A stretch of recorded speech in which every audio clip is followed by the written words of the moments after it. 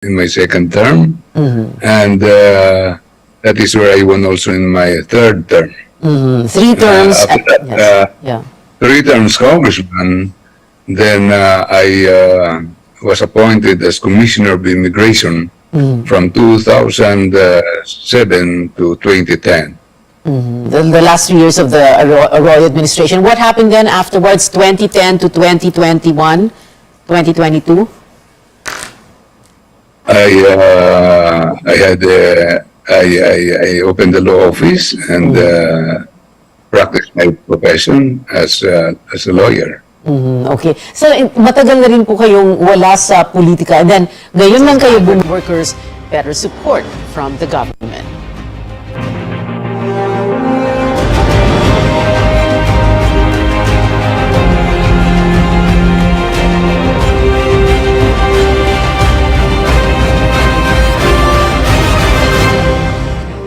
Good evening, I'm Pia Ontiveros. Welcome to your weekly political appointment fix, politics as usual. Our first guest tonight, OFW advocate and now Migrant Workers Chief, Secretary Toots Opre, joining us via Zoom. Secretary Toots, thank you so much for being with us tonight on Politics as Usual. Let's begin with several points that the President brought up during his SONA.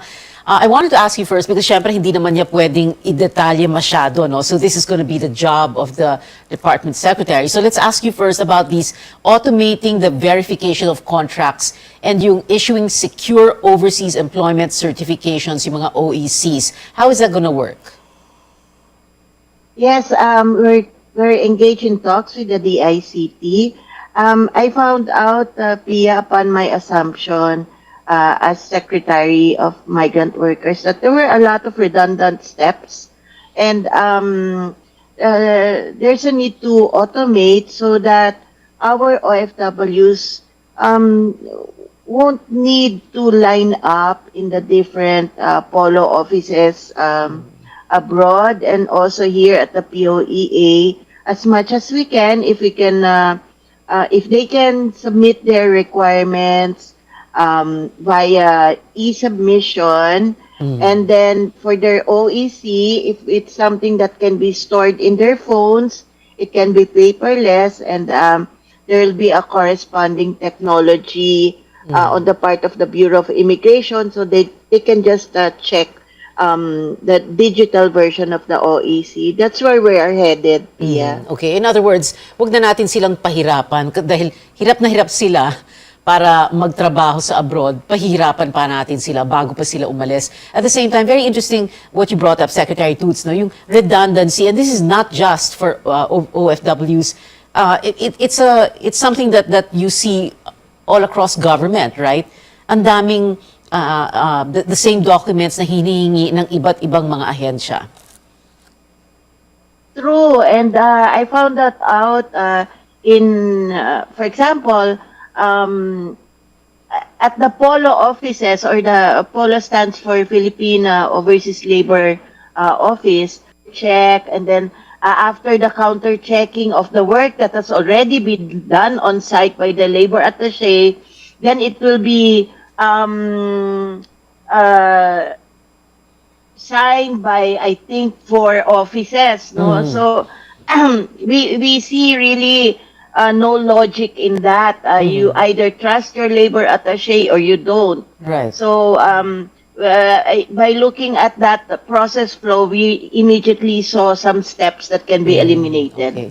Interesting that you say that. You either trust your labor attaché or you don't. And also, I might as well add, you either have common sense in your regulations or you don't. So I think that's what you're trying to do, right? That's what the Marcos administration is trying to do. What you're trying to do as Secretary of Migrant Workers, to put some common sense, sentido común naman, hindi ba, sa mga regulasyon?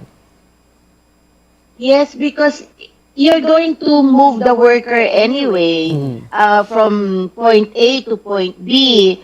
Bakit pa natin patatagalin, Pia? And yung nagpapatagal, gobyerno.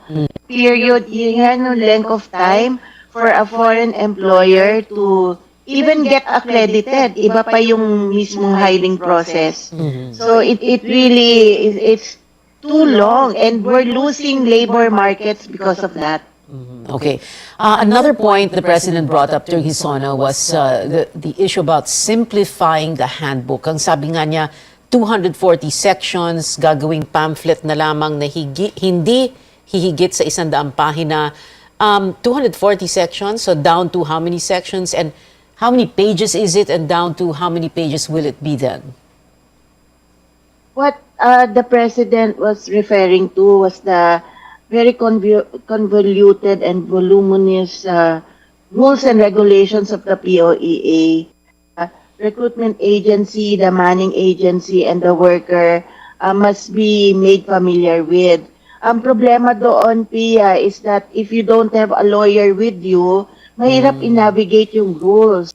Mas simplified and mas madali and mas maiksi na yung rules kasi they're covered by a lot of international agreements anyway. So, yun ang nakikita namin and just make the language simpler, the number of sections, it's more compact, easier to understand. The One Repatriation Command Center, even before the President's SONA, ay nabanggit na ito. You had a launching for this. But can you give us a bit more details? No? Like, for example, there are already labor attachés in different posts all around the world, no? Philippine embassies, etc. It's the uncommon common sense principle at play. We already have POEA to be consolidated within the department. OWA is there. We have the labor attachés. So, bakit pa namin pahihirapan? Bakit pa magtuturuan, ano? And we have very good relations with the DFA. So, naisip namin, one repat command center na lang, kami na ang magtatrabaho, kami na ang kakausap sa DFA. So, a family of the OFWs in very exploitative conditions or who is stranded abroad, pwede na lang sa amin dumulog. Tatawag na lang sa 1348, that is the hotline. Pwede rin mag-email sa repat@dmw.gov.ph. Tapos, kami na rin ang mag-a-advise sa family kung nasaan na yung worker, nasa shelter na ba, o kaya naghihintay na lang ng ticket, hanggang sa pag-uwi, anong oras yung flight, saan susunduin. And so it's the power of information eh. Minsan, nagtataka ako bakit kailangan pa ipagkait and so the journey of the OFW home will be in step with information being given to the family. In other words, you want to avoid keeping people in the dark. Information and updates until the worker is returned home. The flow of information here at the Saudi Embassy. So we discussed my impending trip and also the potential agreements that can be reached. I informed them about the concerns of claimants of unpaid wages dating back 2016, discussing a possible bilateral agreement against human trafficking. And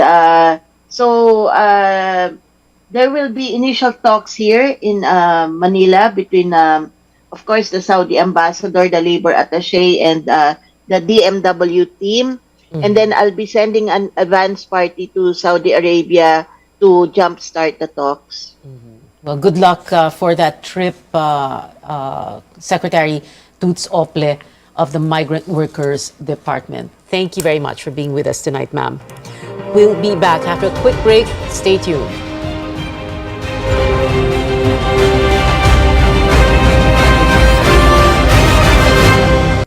SMC, San Miguel Corporation. Bisag unsang industriya ang sudlan niini, tinguha sa SMC ang pag-uswag o paglambo sa mga Pilipino. Karon, gikan sa SMC, aniya na ang SMC Davao Cement. SMC Davao Cement. Gama sa Davao para sa Mindanao. SMC Davao Cement. Ato ni Bay. Ito ang RBN, Radio Philippines Network, DXKT 1071 sa inyong mga radyo, ang Radyo Ronda sa Davao.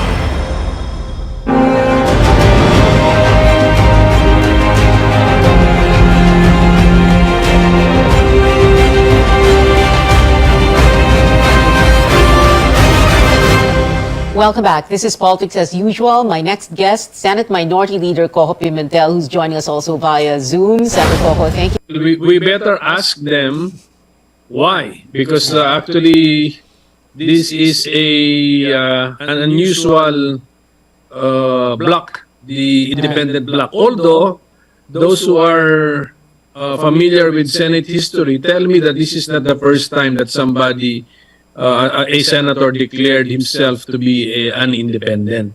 So, siguro thereafter more flexibility. So their stand, their default position or their attitude towards different measures would be more unpredictable if you are an so-called independent bloc. Way, no? Swing votes. O, kailangan pa ba ng swing vote? Kasi Hindi na super kailangan ng majority. swing Oo, votes, super majority na ang majority eh. Side with the minority at the start, because that's the initial position of the minority to bring a critical mind to all of the proposals on the floor. Because it makes sense. It is the good. The benefit is so obvious that we will rally behind it. So yan yung mga happy bills, mga 24-0 yan. Magkasama kami lahat dyan. Yeah, like which ones are these again, Senator Coco? Yung mga happy bills na In 24-0. the past, yes, in the past, for example, yung mga bills for children to improve their situation, solo parents, women, more A majority of the most coveted committee chairmanships go to the majority, and then parang konti na lang, or para bang, konti na lang mapupunta sa minority, right?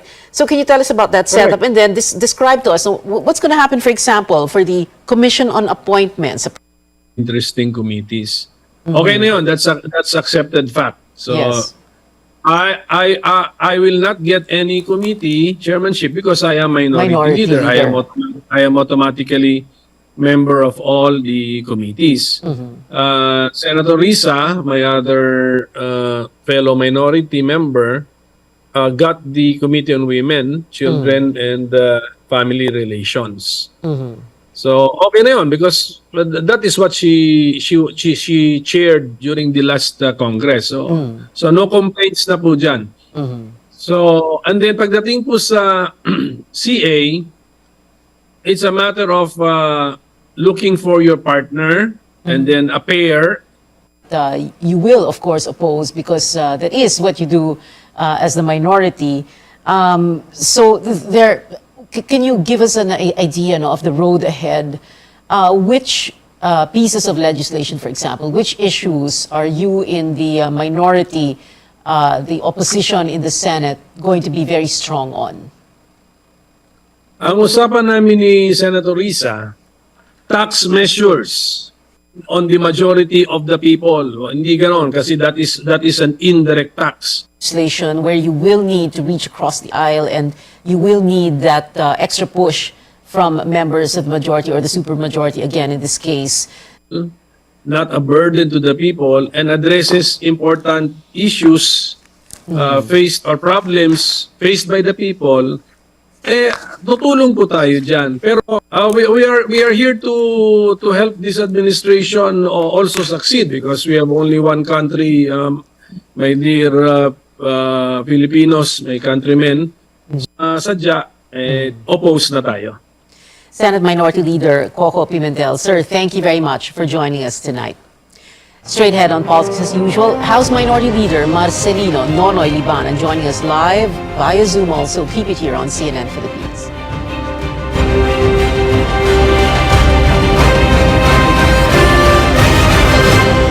SMC, San Miguel Corporation. Bisag unsang industriya ang sudlan niini, tinguha sa SMC ang pag-uswag o paglambo sa mga Pilipino. Karon, gikan sa SMC. Aniya na ang SMC Davao Cement. SMC Davao Cement. Gama sa Davao para sa Mindanao. SMC Davao Cement. Ato ni Bay. Ito ang RPN, Radio Philippines Network, DXKT 1071 sa inyong mga radyo, ang Radyo Ronda sa Davao. Pero bakit na lang hindi kayo tumakbo sa Eastern Samar ulit? Why did you choose to be a party list representative? You know, it was pandemic time, and I had a meeting with Chairman Ben Abalos. I was in Manila, and we're talking about providing livelihood to those victimized by this pandemic, by the incoming effects of to our economy. So, ang inisip namin, paano namin matulungan ang pangkabuhayan ng mahihirap. Kaya nagbuo po kami ng 4-piece na party list. Paano siya naging minority leader? Paano siya naging minority kung ito daw nangyari nung pumunta daw si BBM sa Eastern Samar, ikaw daw yung nag-introduce or something. Meron ganung umiikot na kwento. Wala pa siyang nakakausap, magkakilala na kami noon, at sinabi niya dadalaw siya. At pinakaunang ang engagement niya, it was his first engagement in the Visayas, where they met with Vice President Sara Duterte. That's right. Nagkasabay kayo sa Congress because President Marcos used to be a congressman also at the time that you were there. But itong... No, yes. Hindi ba? Hindi pala? Magandang tanong mo yan, Pia. Alam mo, maraming hindi nakakaintindi. Pero kung titingnan natin ang ating history sa ating political system na sa Congress. Pero sa Senate, majority sila ngayon. Pero tumakbo ang ating political history na nagkaroon tayo ng unicameral system of government. Hanggang ngayon, mayroon na tayong 1987 Constitution. Ano naman ang 1987 Constitution? That officers as it may deem necessary sa Kongreso. So ano bang nagiging major officers dito? Ang majority at minority. The job of the minority. You have to send the voice of the minority to the halls of Congress. Yun po ang aming gagawin, and we shall be vigilant to all the bills proposed and passed, at yun po ang babantayan po namin. Alam mo, Pia, 25 lang ho kami sa minority. Ngayon, ha? Sa ngayon. It is now a matter of choice kung saan ka pupunta. Hindi naman obstructionist na minority. Kailangan din matuto tayong makipag-isa kung magaganda namang mga batas. Diba? But we have to scrutinize. Ipakita natin yung iba't ibang sides. Mag-aaral kami dito ng maigi.